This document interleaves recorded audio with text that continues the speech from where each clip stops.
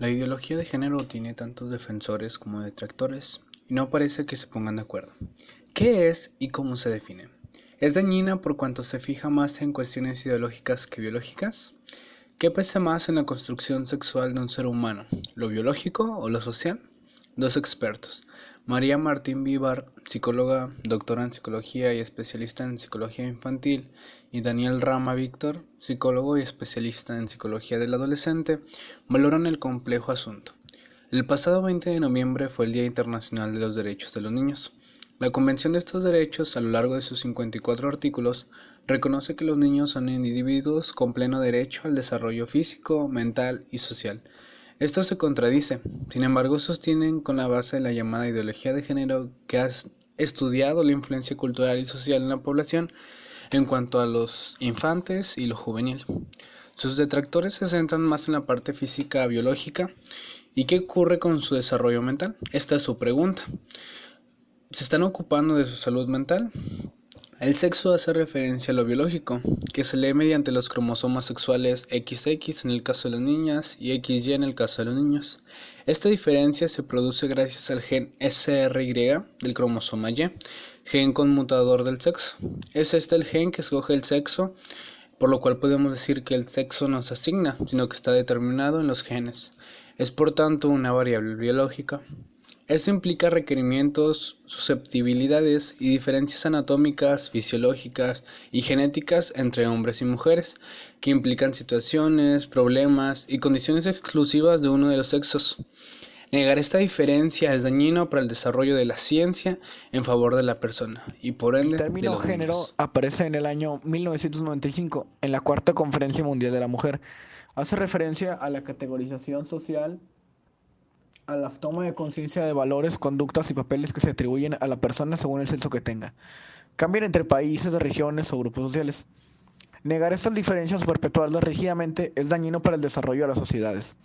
Así, vale la pena el esfuerzo de utilizar el término sexo para aspectos biológicos y el término género para aspectos relativos a la identidad psicosocial, cultural y relacional.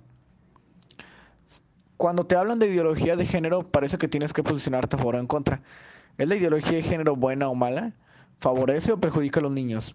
Los profesionales sanitarios estiman que anular las posiciones y unir intereses es más sano para el desarrollo de niños y adolescentes, pues ellos son los que pueden sufrir los enfrentamientos de los adultos, las batallas ideológicas y la discrepancia de opiniones. Por encima de los intereses ideológicos y políticos deben de estar ellos, los niños. Según el barómetro de 2017 del proyecto Scopio, realizado por el Centro Reina Sofía sobre Adolescencia y Juventud, los adolescentes referían que el mayor factor percibido de discriminación es la identidad y orientación sexual. También percibían que la mujer está discriminada en áreas como la laboral, económica y familiar, y que ellas tienen las mismas oportunidades que el hombre para ser feliz, para ser independiente o para separarse de su pareja. La gran mayoría consideraba que la violencia de género es un problema muy grave. El sano afán en la búsqueda de la igualdad de derechos y dignidad de todas las personas nos puede facilitar encontrar puntos comunes entre distintas posturas. Es necesario tener unas premisas claras que transmitir a nuestros hijos, defienden los psicólogos. Y una cosa es promover la igualdad de todas las personas y otra es negar la diferencia de sexos.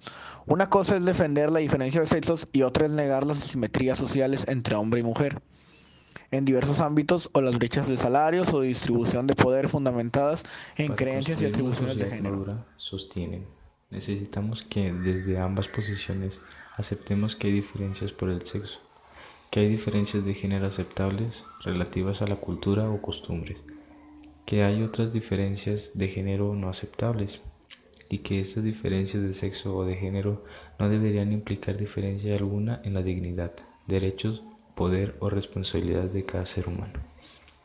Así, imponer que hay una diferencia de género o de sexo es negar precisamente una realidad de mucho mayor interés para el desarrollo de cada persona o para la solución de problemas.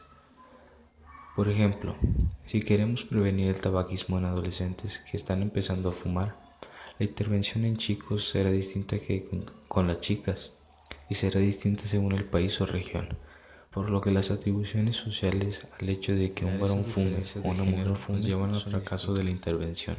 Pretender negar que existen esas diferencias es negar la realidad, explican los expertos. La ideología de género establece una cuádruple disociación en el ser humano: el sexo biológico, cuerpo con el que se nace; la identidad de género, identidad que siente la persona y que puede coincidir o no con el sexo biológico; el rol de género, rol social de hombre o una mujer, el cual viene determinado por la sociedad; y la orientación sexual, hacia quien se siente atraída la persona. Entre toda esta información y debate es necesario acudir a las ciencias biológicas, sociales, antropológicas e intentar ser lo más rigurosos posibles. Es importante escuchar y respetar a las personas cuando se define una u otra postura. Al revisar la literatura científica, comprobamos que no existen muchos estudios que verifiquen las razones biológicas que determinan qué factores llevan a algunas personas a afirmar que no se identifican con su sexo biológico. La mayoría de los niños y niñas que se identifican con un género opuesto al biológico dejan de hacerlo al llegar a la edad adulta. El determinismo biológico no es suficiente para entender la identidad de la persona. Es necesario atender al factor familiar, vivencial, cultural, ambiental, etc., para encontrar los matices que lo conforman. Las personas cuando nacen no están hechas del todo, por así decirlo. Necesitan hacerse, definirse, descubrirse y conocerse, saber quiénes son. Es necesario que cuenten con el apoyo incondicional de sus padres, quienes les transmitan los valores y creencias coherentes con su estilo de vida y les permitan demostrar momento a momento que las enseñanzas que los apoyan, acompañan, validan, esfuerzan, refuerzan y guían, que sean modelos y proporcionen atención y seguridad constantes. Los padres sostienen también que también proporcionan autonomía y crecen en sus capacidades y potencial de desarrollo y observan y reconocen sus fortalezas. Les invitan a pensar y reflexionar sin cohibir ni censurar sus opciones. Les enseñan a relacionarse mediante habilidades sociales sanas que les permiten tener un grupo de referencia. Les enseñan gratitud, entusiasmo, optimismo, empatía y persistencia. Los apoyan en lo familiar, personal, escolar y socialmente. Les enseñan a ser buenas personas, sin condiciones ni etiquetas, garantizando su salud física y mental. Una actitud sencilla, ya que es sana para el desarrollo de las personas, es la de evitar estereotipos de género durante la infancia. Por ejemplo, las niñas son dulces y los niños son fuertes. ¿Es que es menos masculino ser dulce o menos femenino ser fuerte?